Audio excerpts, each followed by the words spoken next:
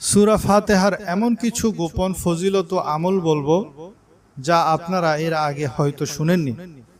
যেই সূরাটি সকল বড় বড় রোগের মহৌষধ।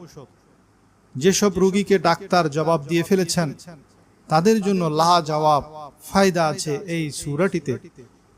এই সূরাটি কিভাবে পড়বেন, কতবার পড়লে ভরপুর ফায়দা লাভ করতে পারবেন, এই একটি সূরাতে এত ফায়দা যা শুনে আপনি অবাক না হয়ে পারবেন না। ইমাম গাজ্জালী রহমতুল্লাহ আলাইহি এই সূরার ব্যাপারে কি ওজিফা দিয়েছেন তাও আজ জানাবো। ওজিফার নিয়ম কানুন জানার জন্য সম্পূর্ণ আলোচনাটি মনোযোগ দিয়ে শুনবেন।